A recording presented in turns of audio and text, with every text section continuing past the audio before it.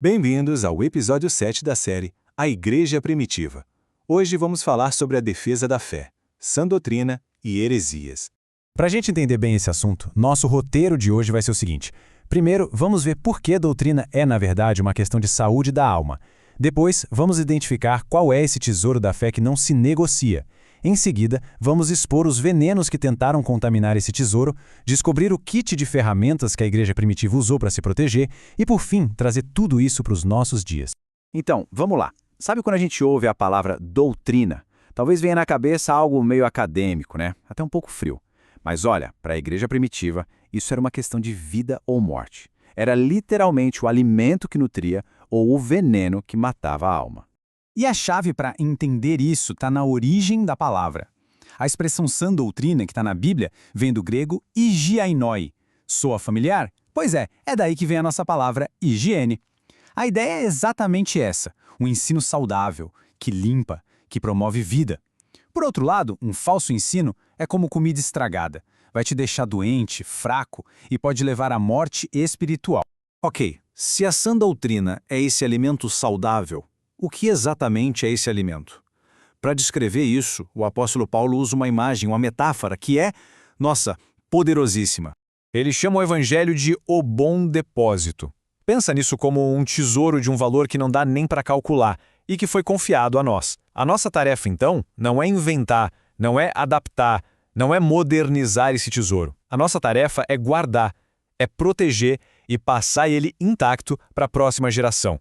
E para guardar bem, a igreja primitiva precisou fazer uma distinção que é vital. Pensa no evangelho como um diamante. O centro dele, o miolo, é o dogma, aquilo que é inegociável, como a divindade de Cristo. Mexer nisso é quebrar a fé. Mas ao redor existem também as opiniões, que são assuntos secundários, onde cristãos sinceros podem discordar. A grande batalha era para proteger o diamante, e não para todo mundo ter a mesma opinião sobre todo o resto. E pode ter certeza que a batalha foi real. Desde o comecinho, era como se tentassem colocar veneno na comida pura do evangelho. Vamos dar uma olhada em 3 dos venenos mais perigosos que a igreja primitiva teve que enfrentar. O primeiro veneno, e talvez o mais sutil de todos, foi o legalismo. Aquela ideia de que a salvação precisa de uma ajudinha nossa. Paulo, escrevendo aos Gálatas, chega a chamar isso, e é chocante, de um outro evangelho. A fórmula do legalismo é sempre a mesma. Cristo mais alguma coisa. Cristo mais as suas regras, mais a sua obediência, mais o seu esforço. E qual é o perigo mortal nisso? É que isso, no fundo, anula a graça. Pensa bem, se a salvação depende do nosso desempenho, então a cruz de Cristo não foi suficiente. E aí a esperança vira um fardo insuportável. Agora, lá no outro extremo do legalismo, a gente encontra um veneno igualmente mortal, a libertinagem. Essa é a ideia perigosíssima de que a graça de Deus é um tipo de passe livre para a gente viver de qualquer jeito, sem consequência nenhuma. A pequena carta de Judas é um alerta feroz contra a gente assim, que transforma a graça em desculpa para a imoralidade. Isso é um veneno, porque trata a graça de Deus como se fosse algo barato, banal, e nega que o mesmo evangelho que nos salva também nos transforma e nos chama para uma vida de santidade. A terceira grande ameaça foi um ataque direto ao coração da fé, a própria pessoa de Jesus Cristo. Já naquela época, circulavam umas ideias, que mais tarde a gente vai conhecer como gnosticismo, que basicamente redefiniam quem Jesus era. O ponto central era este. Esses ensinos negavam que Cristo veio em carne, negavam sua humanidade completa. E por que isso é um veneno mortal? Porque pensa comigo, se Jesus não foi um de nós, de carne e osso mesmo, ele não poderia ser o nosso substituto. Ele não poderia morrer a nossa morte para nos dar a sua vida. Um Cristo que não é plenamente humano não pode salvar a humanidade. É por isso que o apóstolo João é tão direto. Quem nega que Jesus veio em carne não vem de Deus. Certo? Diante desses venenos todos, como é que a igreja se protegeu? Ela não ficou parada esperando o pior.